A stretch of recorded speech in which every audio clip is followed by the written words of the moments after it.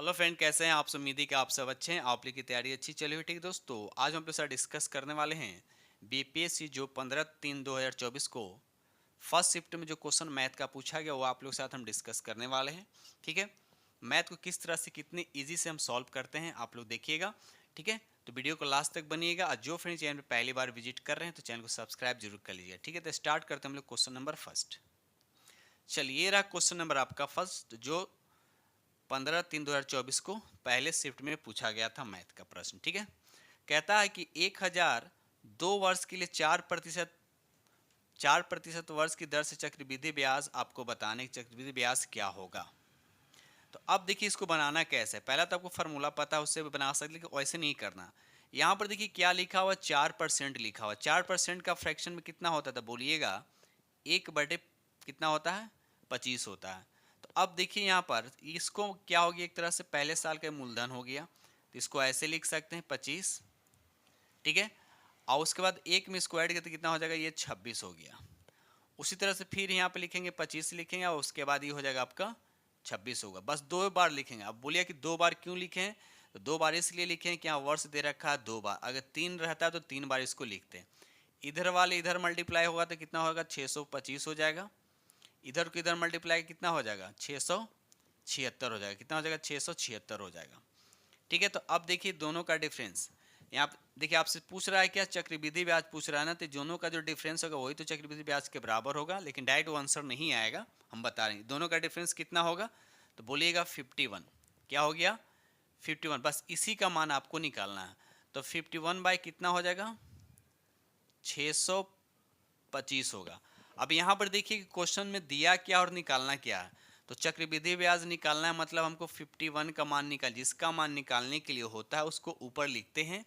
और देखिए 625 जो है ये आपका है मूलधन का, यानी ये इसके कितना का मान है, यानी ये जो दे रखा है ये 1000 का मान है, मतलब 625 नीचे आएगा और गुने ऊपर कितना आएगा, 1000 आएगा। इस तरह से यानी कुल मिलाकर देखा है तो इसको ऐसे लिखेंगे, 51 बाय कितना हो जाएगा, 625 हो जाएगा और गुने ऊपर कितना हो जाएगा, 1000। बस इसी को जो आप काटिएगा आपका आंसर आएगा। देखिए 25 इसको काटेंगे तो कितना बार में जाएगा, 40 बार में जाएगा। अब 25 को जब इसको काटेंगे तो कितना बार में जाएगा आपका, 25 बार में जाएगा। फिर इसको 8 से काटिए और फिर इसको आप 5 से काटिए। अब इसको मल्टीप्लाई कर दिए, कितना हो जाएगा, 8 8 5 कितना हो गया, 40। 40/, कितना हो गया, 5। तो इतना आया ना, तो हम क्या करते हैं, ऊपर भी 2 से मल्टीप्लाई के, नीचे भी 2 से मल्टीप्लाई के, क्योंकि इसको 10 बना देते हैं, आसान हो जाएगा। 8 दूना कितना हो जाएगा, 16 और 4 दूना कितना हो गया आपका, 8 और नीचे 10 से डिवाइड करके कितना आएगा आपका, डिवाइड किया यानी 81 कितना आएगा आपका, 81 यहाँ पे 6 आएगा। ठीक है, यानी 81 आपका 6 आएगा। तो अब देखिए 81.6 किसी ऑप्शन में नहीं दे रखा है, इसका मतलब इसका राइट आंसर कौन हो जाएगा आपका, ई हो जाएगा। तो थोड़ा सा बताने में टाइम ले, लेकिन इसी तरह से आपको प्रोसेसिंग करके बनाने दे, दिया क्या और निकालना क्या। ठीक है, तो राइट आंसर आपका ई हो जाएगा। ये रहा अगला प्रश्न। देखिए क्वेश्चन नंबर आपका 2। क्वेश्चन नंबर 2 कहता है कि एक नियमित बहुभुज जिसके प्रत्येक बाह्य कोण कितना दे रखा है, 45 डिग्री दे रखा है, तो भुजा की संख्या बताना। बिल्कुल इजी प्रश्न है। तो सिंपल सा 360 कितना कीजिएगा, 45। बस इसको काट दीजिए, वही आंसर हो जाएगा। तो अब देखिए इसको जब काटिएगा तो कितना बार में जाएगा ये, तो 45 से इसको काटिएगा तो ये चला जाएगा 8 बार में, है ना, 8 बार में। तो राइट आंसर आपके यहाँ पर बी हो जाएगा, यानी यहाँ पर राइट आंसर आपका 2 का बी हो जाएगा। ठीक है, चलिए आगे बढ़ते हैं। यानी फार्मूला होता है भुजा की संख्या निकालने के लिए 360 क्या होता है, बाह्य कोण। तो बाह्य कोण कितना दे रखा है, 45। इसको डिवाइड कीजिए तो राइट आंसर आपका 2 आ जाएगा। ठीक है, चलिए यानी बी आपका राइट आंसर हो जाएगा। चलिए रहा अगला प्रश्न की क्वेश्चन नंबर आपका 3। कहता है कि एक घनाकार दे रखा है। घनाकार ये बर्तन है, तो चर्तन लिखा, ये बर्तन है। ठीक है ना, बर्तन 10 सेंटीमीटर लंबा और 8 सेंटीमीटर चौड़ा है। 480 घन सेंटीमीटर तरल पदार्थ को रखने के लिए इसे कितना ऊंचा बनाना जाना चाहिए, एज का वैल्यू निकालना है आपसे। तो अब देखिए घनाकार बोल रहा है, मतलब लंबाई चौड़ाई तो ऊंचाई हो गया। ठीक है ना, तो 10 गुने क्या, 10 गुने 8 गुने ऊंचाई, ये किसके बराबर हो जाएगा? तो 480 के बराबर हो जाएगा। बस यहाँ से एज का मान निकाल दीजिए, तो 0 से 0 कट गया, और 8 से कितना बार में जाएगा? तो 8 6 48, 6 बार में जाएगा, यानी एज का मान जो आएगा 6 सेंटीमीटर होगा। तो राइट आंसर आपका सी हो जाएगा। ठीक है, चलिए आगे बढ़ते हैं हम लोग। ये रहा अगला प्रश्न, देखिए कितना इजी प्रश्न दे रखा है। कहता है किसी संख्या का 4 गुना से 60 से उतना ही कम है, तो कितना कम है?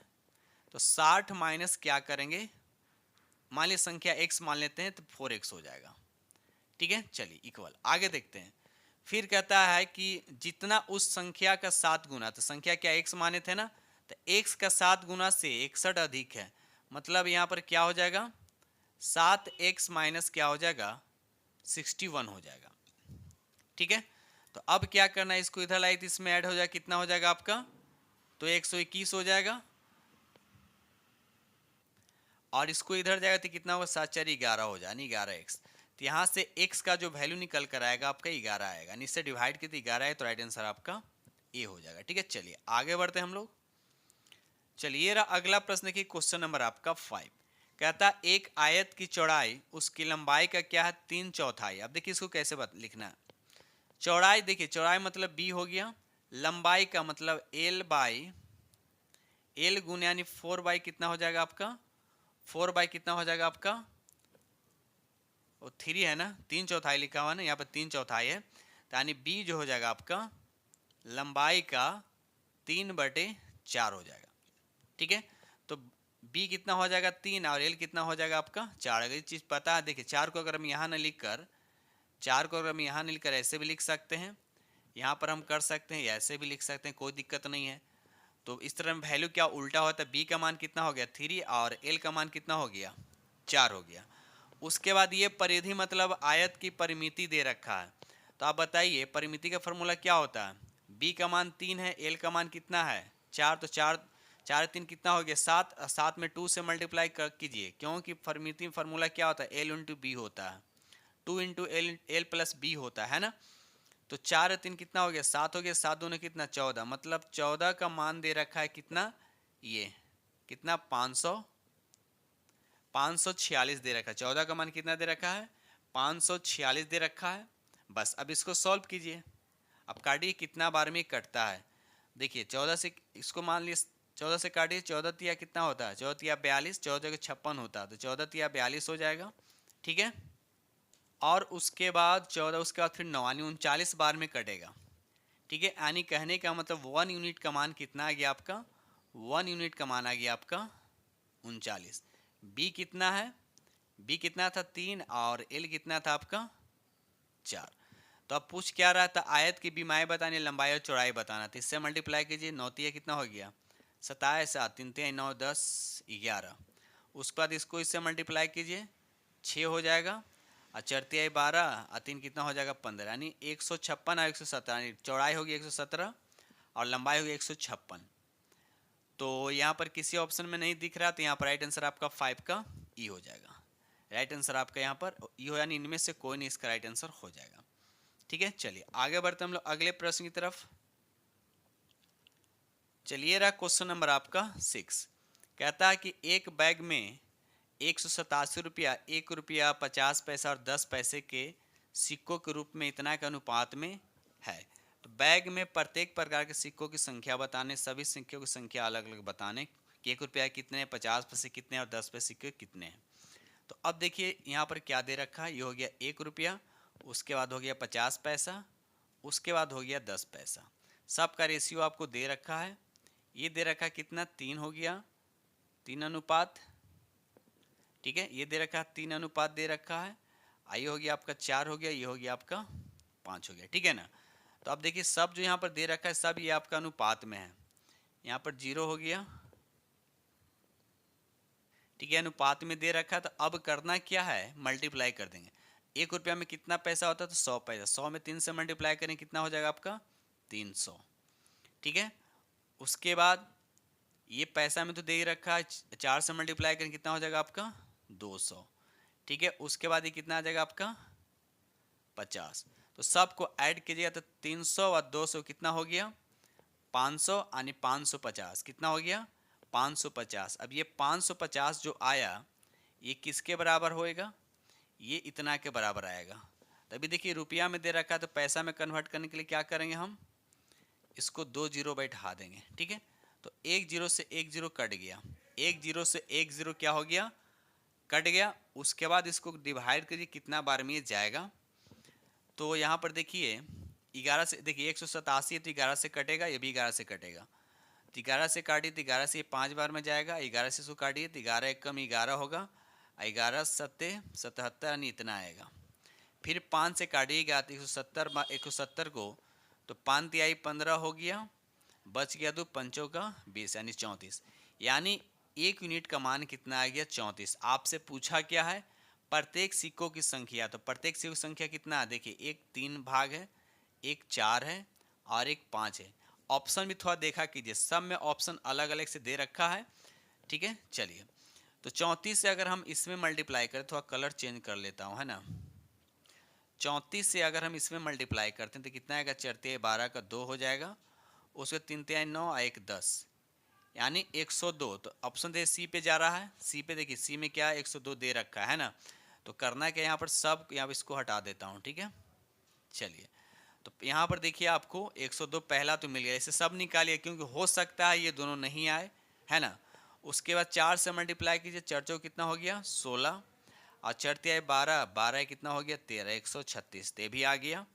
उसके बाद 5 से मल्टीप्लाई कीजिए तो 5 इसमें मल्टीप्लाई करिए कितना होगा, पंचों का 20 होगा, 5 तिहाई 15, 15 दो कितना हो जाएगा 17 यानी 170। तो 102, 136 और 170 यानी सब आपके मिल गए हैं। तो यहाँ पर राइट आंसर आपका सी हो जाएगा, ठीक है। चलिए आगे बढ़ते हैं हम लोग अगले प्रश्न की तरफ। पे 7 कहता है कि यदि वृत्त का त्रिज्या 40% बढ़ा दी जाए तो उसका क्षेत्रफल कितना बढ़ जाएगा, ठीक है। तो इसको 2-3 तरीके से इसको बना सकते हैं, ठीक है ना। तो यहाँ पर हम सक्सेसिव लगा रहे हैं। ऐसे देखिए यहाँ पर आपको पता है वृत्त का क्षेत्रफल का फॉर्मूला क्या होता है, बोलिएगा पाई आर स्क्वायर होता है ना।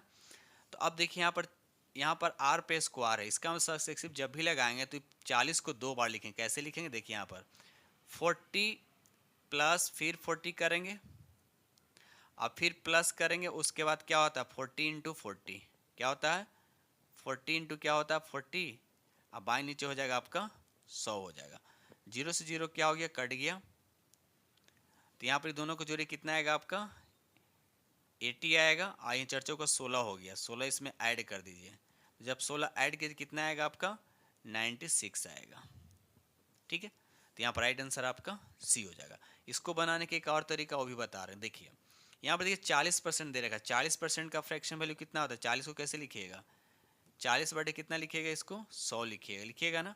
तो 0 से 0 कट गया, यहाँ 2 से कट गया, यहाँ पर 5 से कट गया, ठीक है। तो इसको बनाएं कैसे, 5 से कट गया, तो इसको लिखेंगे कैसे, देखिए पहले त्रिज्या कितना था 5, यानी पहले त्रिज्या 5 था, अब बढ़कर कितना हो गया 2 ऐड कर दिए तो 7 हो गया, ठीक है। अब इसको भी 2 बार लिखेंगे क्योंकि यहाँ पर आर पे स्क्वायर होता है।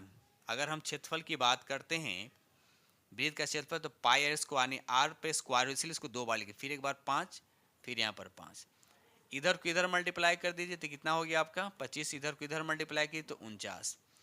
कितना बढ़ा ये 25 से क्षेत्रफल कितना हो गया 49 हो गया, कितना बढ़ा तो बोलिएगा 24 बढ़ा, कितना बढ़ा 24 बढ़ा, कितने के ऊपर तो 25 से नीचे आ जाएगा। आप परसेंटेज में करने के लिए यहाँ पर 100 से गुना कर दीजिए, तो 25 से 4 बार में कट जाएगा, और 24 चौके कितना होता है 96। तो राइट आंसर आपका सी। तो आप ऐसे भी बना सकते हैं, ठीक है। चलिए आगे बढ़ते हैं हम लोग अगले प्रश्न की तरफ। ये अगला प्रश्न देखिए क्वेश्चन नंबर आपका 8। यहाँ पर देखिए इसको टाइपिंग नहीं होता इसलिए इसको हम स्कैन करके इसको ऐड कर दिया, ठीक है। यहाँ पर बताना आपको इसका वैल्यू बताना है, ठीक है। क्वेश्चन नंबर 8 देखिए x बराबर ये दे रखा है और इतना का मान बता, देखिए इसको करना क्या है। यहाँ पर देखिए आप यहाँ पर 3/2 लिखा हुआ है, यहाँ पर 2/3 लिखा हुआ, तो हम क्या करते हैं इसको भी 2/3 लिखा हुआ है ना, इसको भी हम 3/2 लिखेंगे। जब 3/2 पहले इसको हम लिख रहे हैं, इसको पहले हम लिख रहा हूँ तो कितना हो जाएगा 3 बटे कितना हो जाएगा 2 हो जाएगा, पावर कितना इस पर दे रखा है 2 दे रखा है, इंटू उस पर इसको तो 3 बटे कितना हो जाएगा 2, अब देखिए 3/2 जब 2 करती माइनस आती क्या हो जाएगा, प्लस हो जाएगा। अब देखिए दोनों बेस सेम हो गया, 3/2 3/2, जब गुना में दोनों में बेस सेम हो जाए तो पावर को ऐड कर दिया जाता है, तो कितना हो जाएगा, 6 हो जाएगा। यानी कुल मिलाकर ऐसे होगा 3/2, अब पावर कितना हो जाएगा, पर 6 हो जाएगा। ये जो वैल्यू आया x का वैल्यू आया, किसका वैल्यू, x का मान निकल गया। अब यहाँ x के जगह पर हम रखेंगे, अब पावर कितना दे रखा, -2, तो यहाँ पर बाहर से हो जाएगा आपका -2 हो जाएगा। कितना हो जाएगा आपका, -2। तो कुल मिलाकर यहाँ देखा जाए तो 3/2 कितना हो जाएगा, 2 हो जाएगा। अब बाहर से कितना हो जाएगा, -12 हो जाएगा। ठीक है, चलिए तो इसको मैं ऐसे लिखते हैं, थोड़ा सा ऊपर कर दूं, क्या आया, 3/2, अब बाहर से यहाँ पर -12 आया। ठीक है, तो यहाँ पर देखिए बी ऑप्शन भी मिल रहा है, और सी ऑप्शन देखिए थोड़ा सा नीचे चला गया। सी ऑप्शन ऐसे दे रखा है 2/3 दे रखा है, और यहाँ पर प्लस दे रखा है। इसका मतलब ये हुआ कि आंसर बी और सी दोनों होगा। देखिए यहाँ पर दे रखा है नीचे जो सी ऑप्शन जो होगा वो 2/3 दे रखा है। यहाँ पर देखिए 2/3 दे रखा है, यहाँ पर 3/2, दोनों तो सेम ही है, बस फर्क यहाँ पर माइनस को इसको चेंज करेंगे तो ये वाला आ जाएगा। इसका मतलब हुआ कि बी और सी दोनों होगा, यानी राइट आंसर आपके यहाँ पर डी हो, यानी उपयुक्त में से एक से अधिक इसका राइट आंसर हो जाएगा। ठीक है दोस्तों, इसी के साथ हम वीडियो करते हैं समाप्त और मिलते हैं अगले वीडियो में। तब तक के लिए थैंक यू।